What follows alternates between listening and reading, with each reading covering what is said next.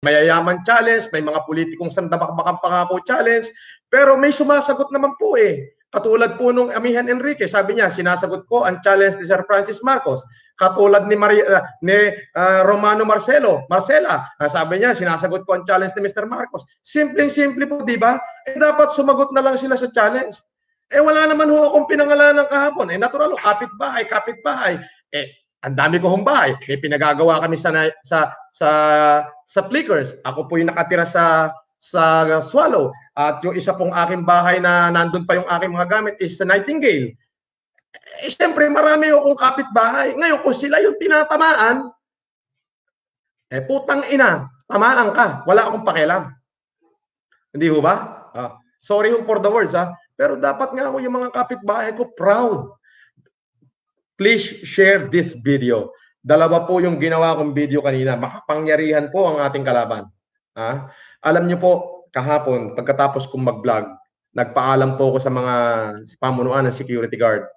Ang sabi ko po sa pamunuan ng security guard, pwede ba na may darating akong bigas galing Nueva Ecija? Kung makikita niyo po kanina, talaga hong binidyohan ko yung truck galing Nueva Ecija, punong-puno ho ng bigas.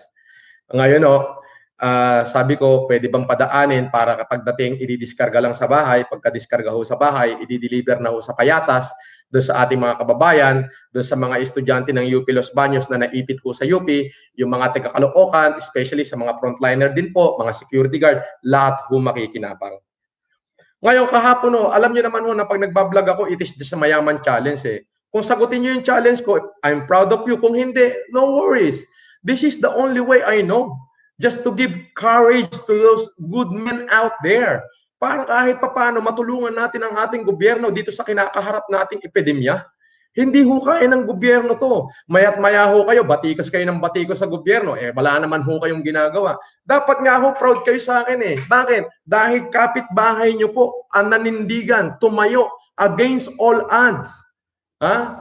Ibig sabihin, isang taga Green Meadow ang tumayo against the odds. Tumayo sa gitna ng pandemic. Tumayo sa gitna ng epidemyang kinakaharap ng lipunan. Ibinigay ang sarili para lang maitawid kabuhayan, maitawid buhay yung ating mga mamamayan. Di po ba? Eh bakit ganun? Imbes na maging proud ho sila sa akin, puta. Kanina ho, paggising ko po ng alas 10 ng umaga nung ako po yung magising. Abay, wala na ho eh. Hindi na ho makapasok yung truck ng bigas, kaya hirap na hirap po yung aking mga taong maghakot dun sa gate 5. Eto pa ho ang matindi. 7 kasambahay, iba't ibang tahanan.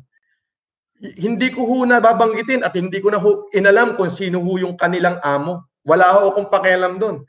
Mga kasambahay ho pumunta rito sa akin. Binigyan ko rin ho ng tigi-tigisan daang kabambigas. Di ba? Dapat ho ngayong mayroon tayong kinakaharap na epidemya, wala nang pataasan ng ihi.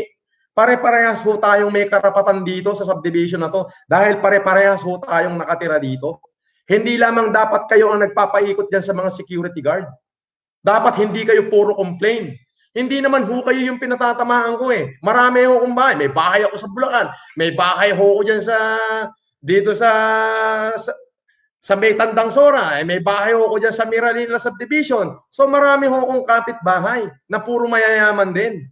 Di ba? Eh kung sabihin natin nag-vlog ako, vlog lang ho yun eh. Wala naman ho akong tinukoy na pangalan. Di ho ba? Kung may tinukoy ho kong pangalan, ayun, idemanda nyo ako, sasagutin ko ho yan. Pero sabi ko nga, katulad ho ng sinasabi ko, meron tayong tinatawag na corporate rules. Meron tayong tinatawag na subdivision rules. Meron tinatawag tayong rules of the lands. Eh putang ina naman eh, anak ng tokwa naman eh, kahit anong rules pa yan, kahit yung pinakamataas na law of land, ang nakalagay po is, in every rule, there always been an exemption as long there is a justification, especially if it is connected to humanitarian and reason. Bakit ho dinidelay natin yung tulong sa kababayan? Hindi ho ba kayo nahiya? Baka ho mamaya bangungutin na kayo, hindi na kayo magising dyan. Sigurado ho ako sa impyerno punta nyo. Meron ho tayong gera eh. We are at war. The country are facing war. War against this epidemic na hindi ho natin alam kung kailan matatapos. Please share itong video na to. Kung maaari po ngayon habang pinapanood nyo ako, share po lahat ng group, lahat ng friend para mapanood po nila. Sapagkat, ayun po, 2 beses po ako nag-live kanina, hindi po, 2 beses po ako nag-live at imagine niyo po, bawat live ko ay 252,000 active viewers. Opo. Pero ngayon po, tignan niyo po yung aking Facebook, namatay. Wala ho akong makita doon sa live ko. Ganon ho sila kagaling. Facebook, bakit ka naman ganyan? Bakit mo pinipigilang malaman ng taong bayan yung kanilang hinanaing? Ako po tumutulong ako. Pini-extort ko kung ano yung natitira sa akin. Wala akong problema. Hindi ko ho sinasarili. Alam niyo ho kung bakit? Dahil alam ko meron ho tayong pinagdadaan ng epidemya. Yun hong mga bigas galing pa hong Nueva Ecija, nakalusot po lahat sa checkpoint. Bakit? Bigas po para sa taong bayan. Ngayon, kung hindi kayo yung kapitbahay ko, kung hindi naman kayo yung talagang pinatatamaan ko, wag po kayong tamaan. Hindi, proud pa ho ko sa inyo kung tumutulong kayo. Ngayon, kung ikaw tinatamaan ka dun sa sinabi ko o hindot ka, ikaw na nga yung sinasabihan ko. Alam niyo po yun? Yun po yung hinanakit ng dibdib ko. Ngayon po, kung makikita niyo, wala na naman yung Facebook live ko. Nawala na naman ho. Please watch and subscribe my YouTube channel po. Alam niyo po, hindi ko po alam kung anong kahihinatnan na naman nito. Baka pati po si YouTube, mawala rin. Pero ang sabi po ng aking mga kaibigan, pagka kay YouTube daw po, hindi raw po nawawala. Please share to all your friends and subscribe na rin po. Ayun po yung sinasabi ko. Andito po, napakarami po natin bigas. Napakarami po. Ayan po. Dapat po ngayon, pinick up na po ng mga taga-Payatas yan. Dapat po ngayon na i-deliver na po yan sa UP Los Baños. Pero bakit hanggang ngayon? Wala po. Alam niyo po kung bakit? Alam niyo po kung bakit wala hanggang ngayon? It is because na-delay. Paggising ko po, ganito po yung pangyari. Dinag-vlog po ako kahapon. Hoy, gising, kapitbahay, kung politikong maraming pangako challenge, yung mga politiko sa damakmakang pinangako, wala naman tinutupad. Yun ho yung nangyari. Yung politiko, ang dami ng pangako. Ang pinatatamaan ko is puro kapitbahay lang. Kapitbahay. Hi, Bernadette. Andito po yung aking manager ng bangko, si Bernadette, manager ng Union Bank. Okay? So, ito po, gusto ko pong pasalamatan yung may-ari ng World Balance, yung aking kaibigan, si Bernard Chong. Tumulong po yan. Okay po? Gusto ko rin pasalamatan yung aking kaibigan na si Neil Arce. Tumulong po yan. Alam niyo po, ito po kasi challenge lang Bakit kayo napipikon? Ibig sabihin, supot kayo. Ngayon, kung wala na kayong maidadagdag na mabuti, bakit nyo pa pinipigilan yung para sa tao? Hindi ba kayo nahiya sa mga balat nyo? Konting hiya naman po. Konting hiya naman. Dapat matuto po kayong mahiya. Unang-una, meron po tayong kinakaharap na epidemic Meron po tayong kinakaharap na epidemya. Bakit niyo ho pinipigilan? Di ho ba? Unang live ko, nakita ng buong mundo. Bernadette, first live ko, 190,000 yung active na nag-view. Active ka? Alban, laki, no? Biglang nawala. Nag-live ulit ako. 252,000 na yung active viewers. Naka-hold na naman. So ngayon, ito po, advice nila, sa YouTube ka na lang mag-live para hindi na mawala. Mga kababayan, yung pong inyong share, please share this live. Please, pakikalat po.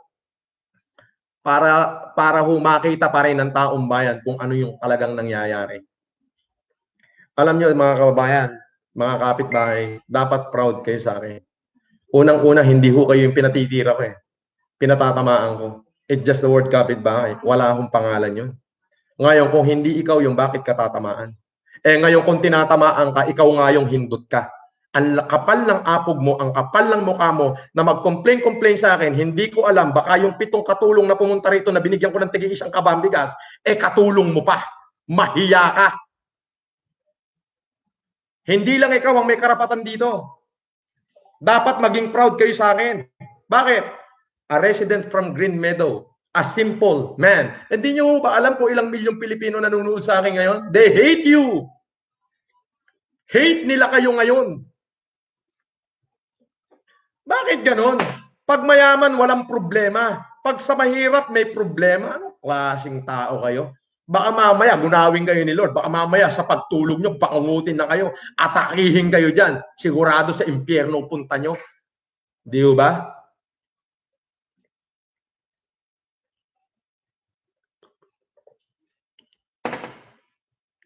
Alam niyo po, hindi pa ako nag-aalmusal. Pangalawang inom ko ho ng coffee yan. Shout out po sa 340,000 viewers. 34,000 viewers. Hindi ko alam. Basta shout out ho sa inyong lahat. Huwag ho kayo magsawang i-share to. Ako po'y maninindigan para sa inyo. I-share ko to kay Facebook. Nakaka-share kay Facebook. Kaya si Facebook, i-share nyo ng i-share. Pwede ho kayong mag-out muna habang pinapanood nyo ako. Tapos please share to all your friends and tell them to share. Pakalatin ho, katulad nung nangyari kanina. Para magkagulo na ho sila. Para ho malaman nila na itong aking ginagawa ay para sa taong bayan. Binabati ko po si Elizabeth Lopez de Leon, yung pong anak ni General de Leon, yung aking pong administrator ng isa sa mga kumpanya ko. Siya po ang nag-facilitate ng bigas ko galing Nueva Ecija. Ito po mga kababayan, kung makikita nyo po rito. Kung makikita nyo po rito, yan. Laptop na po ang gamit ko. Kasi po, naghang na po yung aking naghang na po. Ayan, nawala naman po. Kaya, ito po yung ko kung makikita nyo. Ito yung nakabigas. Oh, nawala na naman. Oh, ayan po yung, kung makikita nyo po, may hinahakot pa ho. Tuloy-tuloy. Bakit ho na-delay? Bakit ho na-delay? Na-delay ho. Bakit ho na-delay? Dahil ho sa kanila. Ayan po. Medyo na-delay ho yung pagbibigay. Nawala ho yung signal kasi nandito ho sa loob yung internet. Pasensya na po kayo. Please share this video. Please. I-share nyo po. Pero isa ho yung masasabi ko. Ulitin ko po. I'm not against to the people, to those good men out there. I'm just trying to awaken the hero inherent to every man and woman.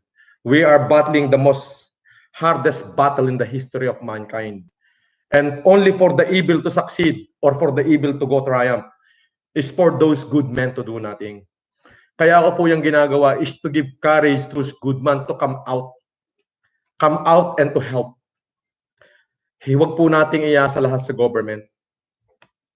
Labas po kayo, tumulong po kayo. Kailangan po kayo ng ating mga mamamayan. Huwag nyo na ho kong kontrahin.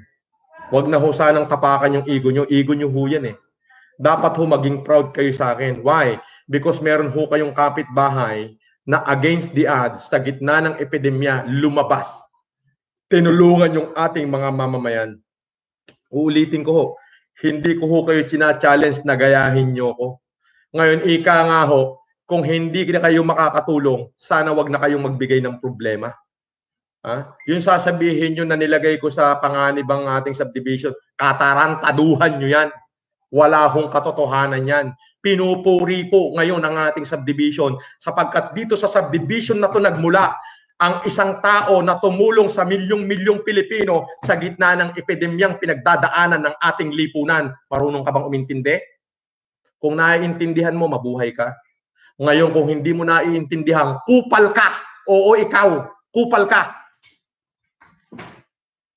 Nakakapanginig kayo ng laman. Alam mo, sa totoo lang, nakakapanginig ho kayo ng laman. Yun ho yun. Ngayon po, i-share nyo po ito ng i-share. Pakalatin nyo. Pakalatin nyo po ito. Share ng i-share. Puputulin ko daw po ito after 30 minutes. So, meron pa ho ko natitirang 14 minutes. So, after 30 minutes, so puputulin ko, i-update ko ho kayo mamaya kung saan na nakarating yung ating mga bigas na pinamimigay. Shout out sa 4,000 subscriber. Biruin nyo po kanina, 2 Facebook live ko po yung nawala. Hindi, yung active viewers niya is 252,000. First ever in the world. First ever in the history of Facebook na may 252,000 active viewers. Alam niyo ho yun? 252,000 active viewers. So, ibig sabihin, maraming tao nakakita. Kasi kanina, nabibidyohan ko yung truck, nakalagay, galing Nueva Ecija, bla bla bla bla bla bla. Nabibidyohan ko yung bigas, kung paano pinahihirapan yung ating mga kababayan, na mga tauhan na maghakot. Nawala. Pag-post ko, 200,000 active viewers. Nag-video uli ako para habulin kasi gusto ko talaga malaman ng taong bayan na ang hirap eh. Di ho ba? Ayun, 300K daw oh. Bakit pinag-iinitan ng FB? Na-overwhelm ba ang FB dahil 300K active viewers? Ayun ang nangyayari. Alam nga, ang hirap di ho ba? Dito sa ating lipunan, naghihilahan ho kasi. Gumawa ka ng mabuti, nasapawan mo sila, hihilahin ka pababa. Ang ganda-ganda naman ho nung ginagawa ko, challenge lang eh. May sumagot nga akong magsasaka sa challenge ko. May sumagot hong magbubuti. May sumagot hong security guard. Ang sabi, tinatanggap ko yung challenge ni Mr. Marcos. Merong LGBT, ha? Olongga po LGBT. Challenge ni Sir Francis Leo Marcos, you're an inspiration. Your challenge is accepted. Yung isa pong artista, si Danny Ramos, sabi niya, tinatanggap ko ang challenge ni Sir Francis Leo Marcos. Di ba ganun kasimple? Ako po in general naman yung pinatatamaan ko. Wala ho akong binabanggit na pangalan. Di sana ang ginawa nyo, mga hindot kayo, ay tinatanggap ko ang challenge ni Francis Leo Marcos. Pag tinanggap nyo ho yung challenge ko, hindi lang ho kayo na challenge. Yung inyong mga pangalan iuukit sa puso ng mamamayang Pilipino. Patay na ho tayo. Pinag-uusapan pa ho yung kabutihang ginawa natin. Alam niyo po mga kababayan, ang Pilipino po ay matandain. At itong nangyayaring epidemic sa ating bayan, sa ating bansa, ito po ay iuukit sa kasaysayan ng ating republika. Totoo po yan. Daan-daan taon o baka libong taon pa ang maganap, hindi pa ho makakalimutan itong kabanata ng buhay na pinagdadaanan ng ating mamamayang Pilipino. Totoo po yun. May sinabi ho ang Biblia, Vox Populi, Vox Dei. The word of the people is the word of God. Ngayon, pag namatay ho ako, pagharap ko sa taas, may isasagot ho ako sa Panginoon. Panginoon, nung tatanungin niya ako, anong ginawa mo nung nabuhay ka? Panginoon, sa gitna ho ng epidemya ng buong mundo, lumabas po ako ng walang takot at ibinahagi ko yung tubig sa mga nauuhaw at ang pagkain sa mga nagugutom. Baka, Panginoon, pwede mong bigyan mo naman ako ng kutsyong upuan dyan sa tabi mo. Pwede hong mangyari yan. Pero kayo, oo, ikaw na mayaman na walang ginawa kundi kumontra, protektahan ng interest mo, nagtatago ka dyan sa panic room mo, hindot ka, sigurado ako pag namatay ka, sa impyerno ka pupunta. Wala ho akong pinatatamaan dito. Mga kapatid, nakikiusap po ulit ako. Please, share nyo po ng i-share tong video na to. Please, i-share nyo sa lahat ng group, sa lahat ng friend, para ho hindi mawala. Kasi yung live natin kanina, nawala na naman eh. Nawala na naman ho eh. Yun ho, yung live natin kanina, nawala na naman. 2 beses po ako nag-live kanina. Isang 200,000 yung active viewers, yung isa papalo ng 300,000, nawala na naman ho kay Facebook. Bias ka rin ba, Mark Zuckerberg? Hey, Mark Zuckerberg, are you being biased? Or you are just overwhelmed that an ordinary guy from the Philippines having a 250,000 active viewers during his life? Di ba? Dapat po suportahan nyo ako. You have to support me because what I did is to save humanity, to feed our people out there, to feed my people out there. I'm posting in the Facebook because I want to awaken the hero inherent to every good man out here. Sikat na ho ako sobra. Hindi ko na ho kailangan magpasikat. Kaya ako ginagawa yan para gisingin ang kabayanihang natutulog sa bawat Pilipino. Ulitin ko, the only thing for the evil to go triumph, for the evil to go triumph, is for those good men to do nothing. Paulit-ulit ko ang sasabihin niya. Hindi ko alam kung ano ang kahihinatnan ko, pero wala na ho akong pakialam doon. Maaaring kung pagkatapos ng epidemya, ako himabaril na. Wala akong problema din. Ang importante, nagampanan ko yung pagiging tao ko. Nagampanan ko kung ano ba talaga yung dapat kong gampanan sa mundo. Para doon sa aking mga kapitbahay na nagpaabot ng suporta sa akin na moral, na sinabing, Francis, talagang ganyan, merong mga taong makitid lang talaga ang utak. Maraming salamat po sa inyo. Mababait kayong kapitbahay. Pero doon sa aking mga kapitbahay na hindi naman sila yung pinatatamaan ko, kumbaga in general naman ho, may pa-complain ka, o eto para sa'yo, hindot ka, wala kang kwenta. Bangungutin ka sana pag natutulog ka, ng diretso ka na, kausapin mo na si San Pedro kung ano ginawa mo. Yan, hindot ka, bangungutin ka na sana. Bakit? Hindi mo ba alam na the word of the people is the word of God? Although hindi kita kilala, hindi ko sinasabi yung pangalan mo, pero alam ko kung sino ka man. Ha? Hindi mo alam? Milyong-milyon ngayon yung followers ko. Hate ka nila kung sino ka man. Why? Dinelay nyo yung pagkain ng tao. What does that mean of complaint? It means delay.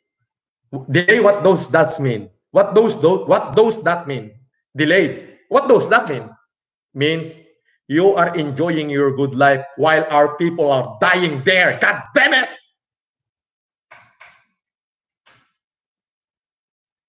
Di ba? Complain means delay. Delay, what does that mean? You enjoying a good life while our people are dying there waiting for the help? Ulitin ko po, kung hindi ka na makakatulong, wag ka na maging problema. Grabe naman kayo. Tama ho ba? Hindi ka na makakatulong, wag ka na maging problema. Tama ho. Alam nyo, kahit reviewin nyo ho yung mga video ko, wala akong binigay pangalan doon. Mabuti pa nga ho si Lares Cortez, sinamong ko eh. Oh, it is just a challenge eh. Challenge ko si Res Cortez. Challenge ko si Levi Ignacio. Challenge ko si Robsy. Challenge ko si pangalan nito, si Carlo Aquino. Challenge ko si Rafael Rosel. It is a challenge. Yun pinangalanan ko. Pero instead na magalit sila sa akin, ang sagot nila, gumawa sila ng humanitarian, nag-post sila sa video, sa YouTube, sa Facebook, sabi nila, the challenge of our inspiration is Francis Leo Marcos. Your challenge has been accepted. Kayo, anong ginawa nyo? Tapos sasabihin nyo, marami din kayong tinutulungan. Kupal ka! Kung mabuti ang nilalaman ng puso mo, uunawain mo ko. Ang gagawin mo na lang, Mr. Marcos, your challenge has been accepted. Papalakpakan kita, ipopost pa kita, pupuriin ka ng milyong-milyong Pilipino. Hindi eh. Hindi challenge accepted eh. What you do is up to you. Kung ano yung gagawin ko, it's up to me. Pero sabi ko nga ho, dapat imbis na i-complain nyo ko, wala ako nilalabag na law of land. I'm just being fair. I'm just trying to give courage to those good men out there to do what I did. Ang vlog ko is in general words. Wala ho akong binanggit na pangalan. Challenge accepted dapat kayo. Di po ba? Pero anong ginawa nyo? So instead na tulungan nyo ako, ang ginawa nyo, kinomplain nyo pa ako. Diba? Parang nakakahiya naman ho yatang masyado yan. So yun po mga kababayan, i-update ko po kayong lahat sa mga kaganapan. Please pakikalat po ito, pakikalat po itong video na to, itong live na to, ulitin ko po para makarating po sa lahat. Yung po mga bigas para dyan sa UP Los Baños, yung mga estudyante, magpadala po kayo ng representative dito, may makukuha ko kayong bigas sa akin. Tapos pati po dyan sa ating mga kababayan na taga-Payatas, yung 100 kabanyo, makukuha nyo na ho anytime. Hinihintay ko lang ho yun yung kapitan. Pasensya na ho kayo, medyo na delay. Hindi ko ho alam kung kailan nila pipick upin dahil nga ho nagkaroon ho ng konting problema. So yun ho. Hindi ko alam kung anong oras. Para ho, yun nga ho, sa taong bayan, maraming salamat ho sa inyong patuloy na pagsuporta sa akin. Huwag ho kayong mag-alala. Wala ho akong pakialam kahit ano na ho mangyari sa akin. Ang importante ho, nandito ako ngayong may epidemya at nakahandang tumulong para sa ating mga kababayan. Tutulong po tayo. So ipakalat nyo itong video na to para malaman nila kung ano yung kanilang pinagsasabi. Para ho din sa lahat ng mga nagko-comment, pagkatapos ho nitong video na to, titignan ko ho lahat ng comment nyo at yung may mga kahilingan ay tutulungan ko. Shout out sa 5,300 viewers. 5,300 viewers ng YouTube. Marami yun, ha? Sobrang dami nun para sa YouTube. Sobrang dami nun para sa YouTube, no? Ayun, 5,000 viewers. Sobrang dami nun para sa YouTube. Kung ano man ho yung kitain ng YouTube na to, kung kikita man ho, hindi ko ho alam, ayun ho ay ibibigay ko pa para sa inyo. Kung nagawa ko hong ibigay ang sarili kong pera para sa inyo, ano pa kaya yung kikitain nito? So yun po, lahat ho ng mga nagko-comment dito, lahat ho ng mga nagko-comment, babasahin ko po lahat ng comment, ay yung mga request nyo po, at pipilitin ko pong tugunan. Once again, sa pamunuan ng Green Meadows, what my blog is general. Ngayon, kung kayo po ay mabuti, marami pong nagparating sa akin dito na suporta, marami pong nag-miss call, maraming bumati, maraming tumulong, dapat ho proud kayo sa akin. Alam niyo pa kung bakit? Kasi po, ang sabi na ng mga taong bayan dito, million na ho yung nagko-comment. Hindi ho 100, di 200, di 100,000, millions po. Pati po yung dalawang naunang post ko na na-delete, millions po yun. Ang sinasabi, mabuhay, dapat maging proud kayo sa akin. Why? Because dito sa gitna ng epidemic, may isa kayong kapitbahay na lumabas against the odds just to help our people to ease their miseries and agony. Yun po. Please share this video, share to all your friends, at mabuhay po kayong lahat. Maraming salamat po. I-update ko po kayo mamaya kung ano po lahat ng kaganapan. Uulitin ko, Green Meadow, I have nothing against you because what my blog is general. Okay? Kung kayo po yung tinamaan, tinamaan ka, wala akong pake. Ngayon, kung hindi po at kayo mabuti, hindi po para sa inyo yun. Yun po in general. Dapat po, proud kayo sa akin kasi po, milyong Pilipino po yung nagko-comment ngayon, mabuhay ang Green Meadow. Ibig sabihin, dapat proud kayo because kapitbahay nyo yung tumayo against the odds just to help our Filipino people in times of isang kapitbahay na nagmula sa Green Meadow ang tumayo para makapagbigay tulong sa mamamayang Pilipino. Paluwagin nyo ho yung kokote nyo. May Diyos po tayong buhay at nakikita ang lahat nating ginagawa. Babalik po ako mamaya, panibagong live. Please share and watch. Maraming salamat po. Mabuhay po kayong lahat.